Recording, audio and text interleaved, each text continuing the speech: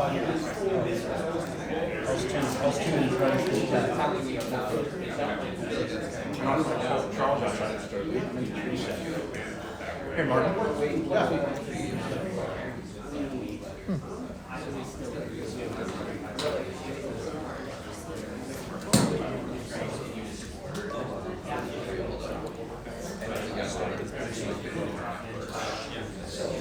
I should sit over here on this little bench. Oh, that's not a bad idea. It's like I can't see the screen, so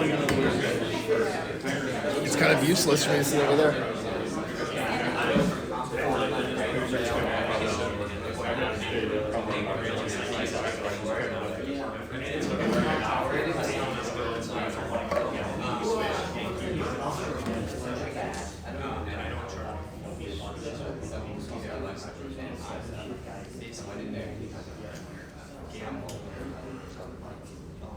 I think we're set, guys. I say that as I finish my bite.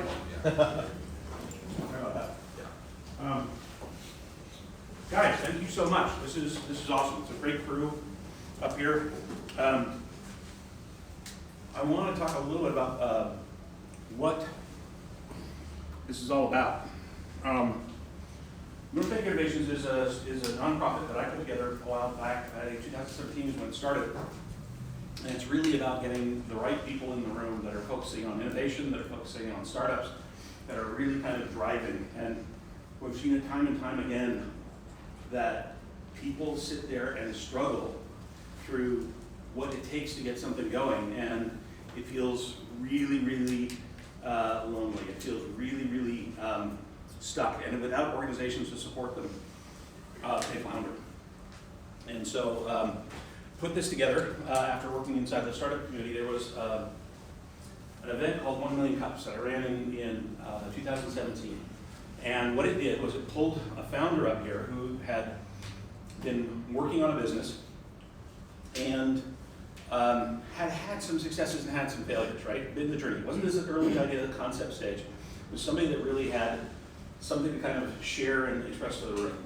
It was hosted by the Couve Foundation, is one that kind of built out the brand for it, and then we ran it here in Portland. We followed up that presentation with a Q&A, and it was amazing.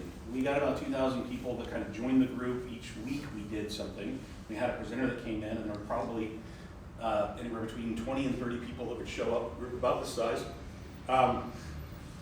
Really amazing. Really amazing, and we kind of meet some of the amazing founders. So I don't have the energy to be able to do that weekly anymore, but this is modeled after that, right? This is modeled after that. It's a chance where a founder gets up and talks about the journey that they've been, not just the product. It's not a sales pitch, it's not an investor pitch. It really is about the journey that they've gone through to get here, in hopes that that really kind of shares something back to you guys. So I think that's really important. That kind of covers the events. We have done programs, we've done accelerator programs, we've done kind of an incubator program, pulled together some really structured time to help people walk through the things that they need to build. And that's been very successful. COVID kind of broke everything. We're all trying to figure it out, coming back together as a community.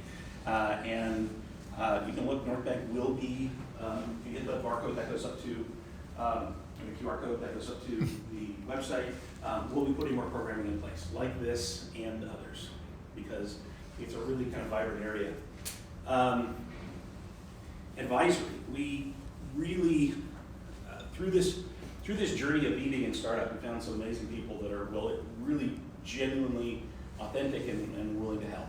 And that's not always evident when you either show up in a new community or you're sitting at home bashing your head against problems. And so this North Bank is a place to come out and find those people and talk to us and find out who's behind the scenes, because we've got incredible skills, talents, and a genuine desire to help. Advocacy. Advocacy is one of those things. In Southwest Washington, we have an economic development department. We have another organization called CRDC, which does kind of this big game hunting of companies to come here.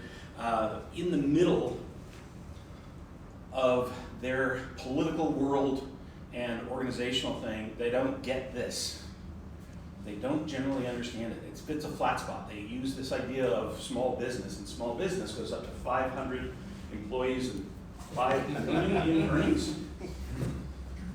Not this crowd, right? And we need very, very different things, right? The idea that you're changing your product, that you're changing your business model, that you're changing everything about it makes this Rubik's Cube of success factors that you're trying to put together.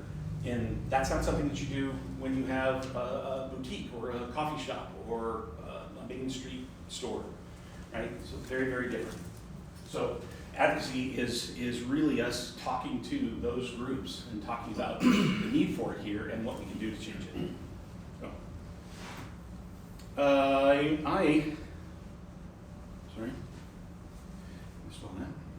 a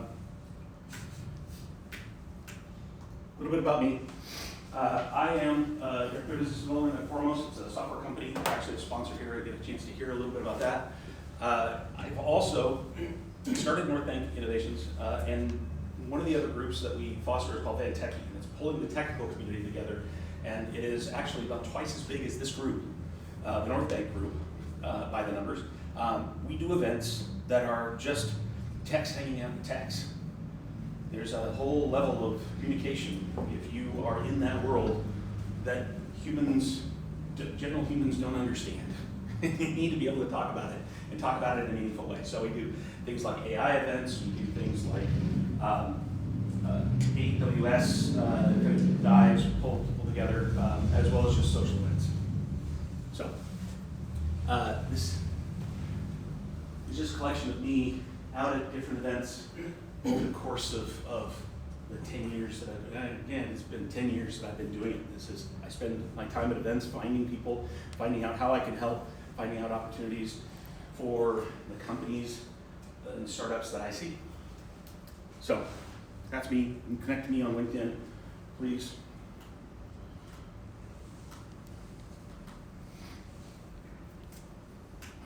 Six steps ahead. Tech is hard. It's You like that? There's the first one. Yeah. I'm gonna jump back in on the sponsor page. This is a great event. It doesn't happen quickly or easily, and a lot of people have been kind of a wind at my back to help make it happen. Charles, at Foremost, has been my boss, the most forgiving boss, and puts up with my craziness. But he can talk a little bit about what Foremost is, and yeah, give you the mic. Cool. Thanks, guys. Thanks for coming out. My name is Charles Swazal. I'm the CEO of Foremost Software. We are an enterprise software development firm based here in Vancouver that solely owns offices, 2 offices in Vietnam and an office in Quito, Ecuador. So here locally, we've been the tech team behind part of some of the stuff ZoomInfo's done for the last 10 years. All the red tugboats on the Columbia River are scheduled by software we wrote for them. We're hired guns, architects down all the way through QA to build tech that the market needs. So we don't own anything. We're not a product company. We build your stuff. But we also have done a lot of startups. So my background's in startup. Co-founded a startup it's now called One App in Oregon. It's an insurance that helps back renters. It's kind of a digital co-signer product for them that's doing well and scaling nationally. I co-founded that about 9 years ago, and that was really hard. And Foremost built all my software after I failed for 2 years building with somebody else. Foremost built all my software there before I exited. And building that company down there, it was always like, hey, do you know this guy, or do you know this guy, or this gal? And it took me years to get in the right rooms to meet the right people. And then I moved up to Vancouver, and somebody said, hey, do you know Dave Barkos? And I was like, oh, no, who's this Dave Barkos guy? So I met Dave Barkos and left that meeting with a fractional CFO, my new attorney, and a bunch of advisory for people who are going to help me do it. And Dave saying, hey, do you need me to build you something or design something? Because he has a history as a creative director he never talks about for basically every major brand in our market. So I like to say that for him because he won't. But what I realized is what I was missing through this whole startup just mountain I was climbing was this real community of people who have done it, community of people who are doing it with me, who can get together and share the ideas that's cheat codes that I just didn't know. And so I went out there and did it wrong the first 3 times. I didn't figure it out. And if I was here, I probably would have done it wrong only like 1.5 times because I'm a slow learner. So thanks for coming out. Foremost will always support these types of events because they're what we need. Founding a company, building a startup is crazy lonely. Everybody has an agenda except you at times, and so being in a room with people who just want to help, who are smart, who have done it, is wonderful. I look around the room, much of the tech founders that I respect in the market are here, and so that's also really cool. So for those of you that have done it, thanks for coming out, because it's what us that are still doing it or trying to do it again need. So I appreciate you being here, Dave. Thanks for keeping this flame alive through all this. Awesome. Thanks. Martin runs Value Up Advisors. I met Martin and was just kind of walked away stunned. He's got a phenomenal background. I was like, I don't talk about my design. He won't talk to me about being a medical doctor and all of the other hoops that he has jumped through. But he's a phenomenal advocate for small business, for business. He 50 people in below. 50, not 50 people only below. But yeah. Thanks guys for coming in. We really appreciate it. The reason I participate in these events is because Dave and I share this passion for seeing high quality startups here in the Vancouver area. We both believe that this market is going to be huge one day, and we really love seeing all your faces and knowing that a lot of you are going to make that happen. As for Value Up, we basically bridge a gap. Right? We do it for startups and for small businesses, whereas they may or may not have somebody in the helm in the operational side, and then we bring in resources for pretty much anything you can imagine a small business or a startup will want to outsource, and they usually have to do it in like this one-off way where they have to like hire somebody, explain to them what their vision is and their strategic position, and work with them, and probably that sometimes fails and sometimes it just doesn't connect.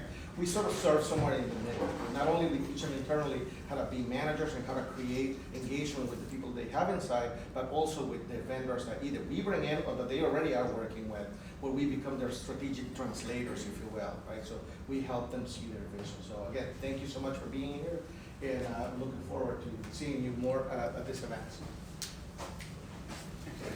Cafe X, I put them up because they have been huge supporters, obviously the coffee service. But I also just love to put them up because they were one of my first advisory clients as well. And my brilliance, when they first told me, they came up to me at an event and said they wanted to open a coffee shop. I said, oh, hell no, don't do that. That's a terrible idea. That was my first guy. And then the more we talked about it, the more I realized they are exceptional at what they do. They built a really robust business of coffee service, the industrial commercial side, and 2 retail spots, one down on the waterfront. Pete Buttigieg was here yesterday touring their facility down on the waterfront, and so they've just made an exceptional business out of it. Yeah, I'm not saying they never let me forget that, but I never forget it. We talk about the reasons startup fail, right? And there's statistics that talk about in the first 4 years what happens. And I put this together because I think it really goes to what we really want to fix, right? This is a thing that was run by Entrepreneur Weekly about small business, and it says incompetence, unbalanced experience, lack of experience, lack of experience with the services, and then there's this fraud factor, right? But when we look at what North Bank has the ability to do, these organizations come together, and we can put in mentorship, guidance, education, and connections to capital. We pull these things together, and these can fix some of these things. And this is my big, hairy, audacious goal, right, is to reduce those in this area for the people that we work with, right? Because I think if you had a 95% failure rate, why the hell would you start again? Why would you do it, right? You're obviously against every piece of odds that you're ever faced with, and part of the reason I'm so passionate about it is because this room is filled with people that don't believe that apply to them. And it's not out of arrogance, it's out of a belief that they have something to contribute. And I want people that are focusing forward, I want people that are focusing on the solutions that they can do more than the problems of what are going in the past. So, part of what we do, right, is put together those pieces as an organization. These are some statistics. What we've done, we've been doing this for 8 years, probably over 120 businesses that we've supported. Raised about $135 million in capital. We've got some pretty exceptional companies that are here that we helped catalyze with early investments. Revenue that they made over $190 million. These are hard statistics to pull together. It's why there's an approximate in front of them. But this is economic development, and this is a separate nonprofit that is funded by good graces of the people that are involved in it. It is not a city entity. It is not subsidized by anything. It is just people that like to get together and do stuff. The wages of the employees that have come into new jobs, 250 jobs into the area. New business starts. That's I showed this to Charles yesterday, and he said 16 is low. Taking a look through the history of what the events that I've done and the people that I've connected and what's happened out of it. Again, these are hard statistics to pull together, but 16 notable companies, people that have come out of the events that we've done. We've had successful people that have, built a technology and solutions that have worked to sell real estate, that have done, and just dozens of them. Too hard to remember, but I think the 3,000 attendees is also pretty low after 10 years. I think it's probably up a little bit higher. I put this in here because I don't think we talk about this a lot. We paint startup with a single brush, and that single brush is one way to do things. And I don't think we think about it, right? We always talk about problem and solution. We talk about people that are spending time to it, but there's a real spectrum of what happens between the time you figure out a problem or solution, you start building something to make it. And this valley of death is the validation stage. It's not proving that it's a good idea, it's proving that you can sell the good idea. It's proving that you can make more money, with whatever organization you have, that you create a viable business. So this is it, and everybody goes and jumps to this last stage, which is scaling, which is where they're trying to get investment dollars. And what they kind of think, what they believe, is that I get an idea, I'm going to talk to an investor. So if you've ever heard anybody talk to an investor that says it's too early, that's why, because it is. After you prove these things out is when you're trying to scale it, and the money is very specific for scaling. It accelerates the idea that you don't have to cash flow your business to build it profitably, so you get the crutch of the investment. And then establishing and transitioning once you've figured out all your product. So again, my little big hairy goal, I'm not changing it to 50%, but let's change the success rate.